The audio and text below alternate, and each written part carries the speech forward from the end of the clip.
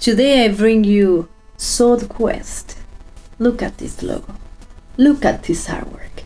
Isn't that pretty? It's beautiful, and it's epic, and it's cheesy, and it's pure 80s.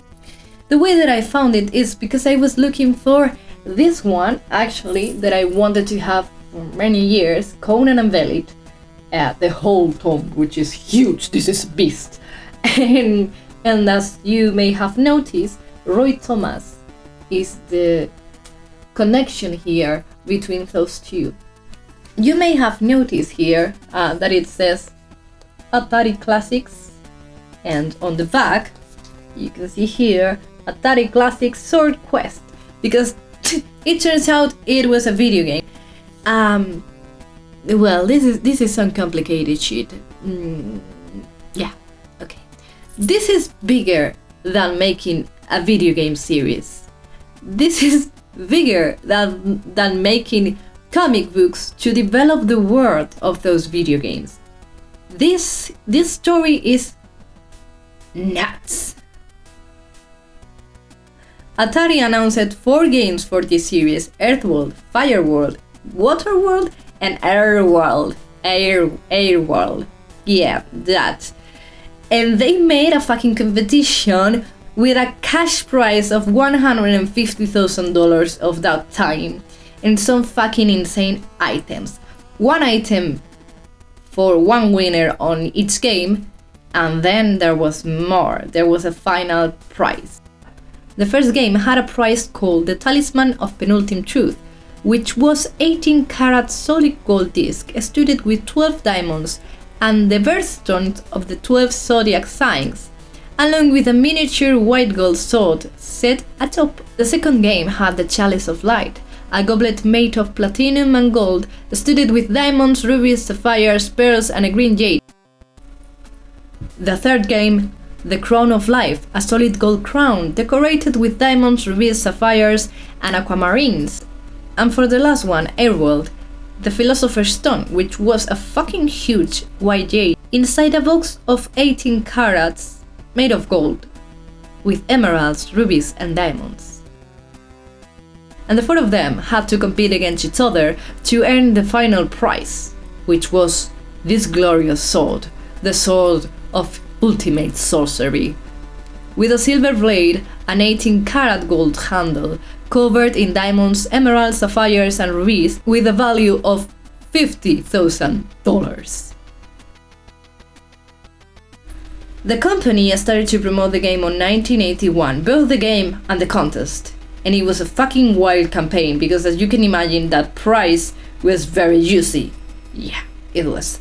And in 1982, the first game was released, both the game and the comic book, which was necessary to go through the game because there were some hints hidden on the story and the pages.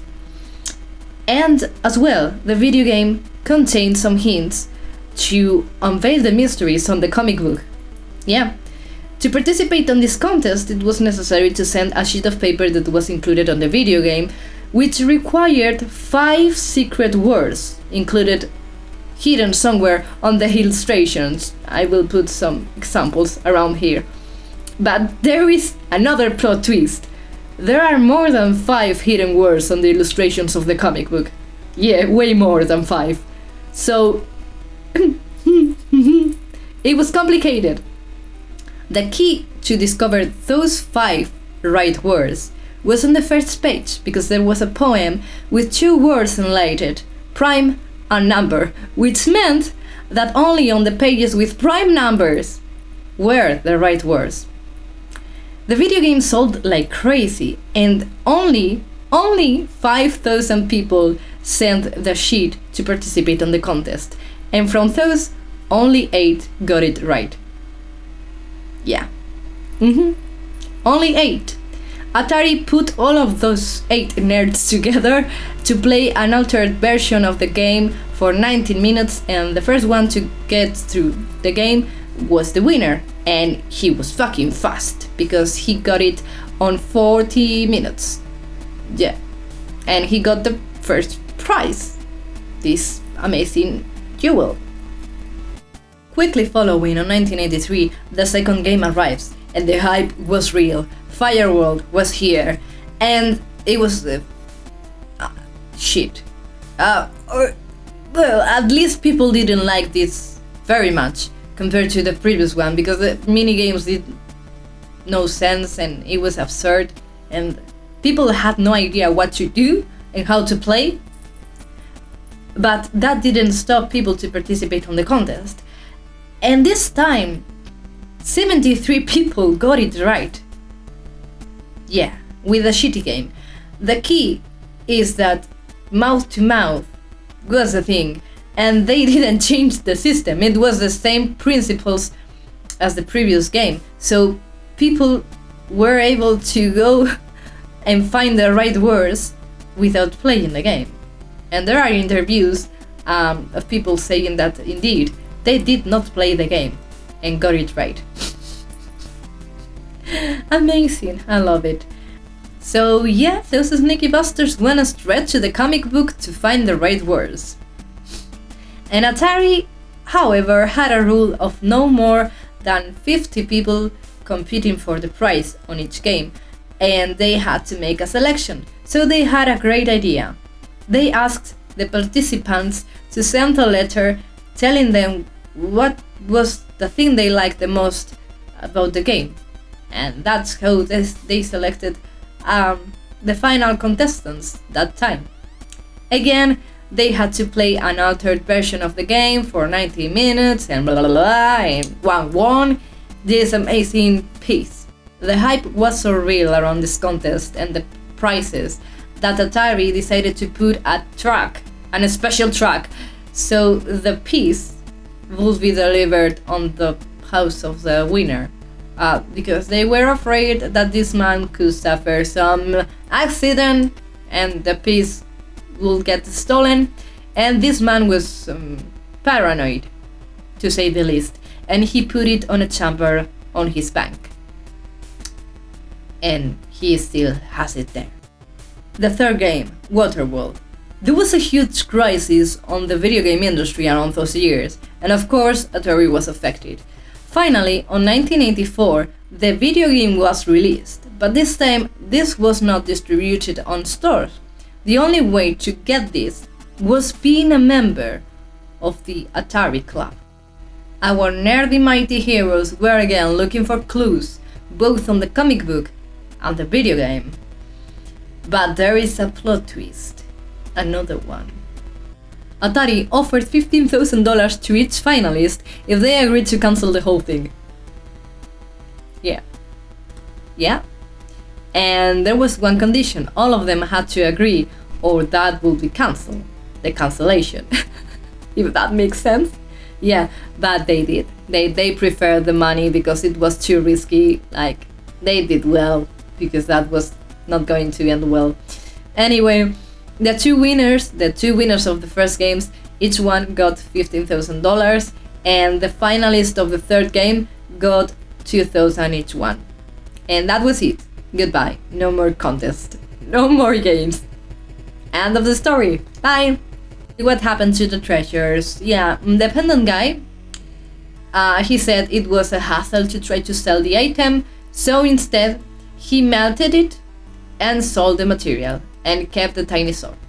And the chalice guy, as I said, he is still paranoid, and he is still keeping the chalice on a bank chamber because A, he thinks it's going to be stolen, and B, he thinks if someone moves it, some gems are going to fall.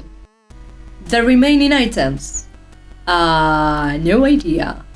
There are pictures, so we know they were real, but nobody knows where they are, what happened to them. There are only theories out there. And the fourth game never happened. What I have here is a tome that reunites the three comic books in one, written by Roy Thomas and Jerry Conway, and illustrated by George Perez and Dick Giordano. It goes through the first three worlds, leaving the story incomplete, which is, as you may imagine, painful. But I'm impressed with this one, I really like it. And spoiler alert, because I'm going to tell a bit more about this. We have two twins, Thor and Tara, and there is an evil king, of course, named Tyrannus. And with that name, seriously, what was his mother thinking? There is only one career for that name, and that's Evil King. Anyway, he thinks that these two babies are part of an omen that says that obviously they are going to take him down once they grow older, and he decided, well, I'm going to kill everyone and be happy. And he tries. He kills the father and he tries to kill the rest, but the mother runs away with the babies and commits suicide, killing the babies, or that's what the kingdom thinks. But she was holding rocks. She previously left the babies with a very cute couple that takes care of the two kids. The kids grow up to become thieves, and the adoptive parents also die by you know who, and they discover the whole truth and decide they want revenge, of course. To get revenge, they need the sword of ultimate sorcery, which was the prize of the contest, yes. That's how the story starts, and they go through different worlds trying to get the sword, and they have help of two figures called Mentor and Mentara. I love the cheesiness of the names. The first one is Earthworld, and it's inspired on the Zodiac. It's my favorite. It has some great ideas and amazing scenarios, but I have the feeling that it goes too fast and too rushed, and they are missing here some great opportunities because this story developed more carefully with more detail will be pretty cool and enjoyable, but it feels they condense everything in just a couple of pages, going through each one very quick, and it's a missed opportunity. The second one is Fireworld. It's more chaotic, still enjoyable, but some parts are very what the fuck is going on here, but it's still cool.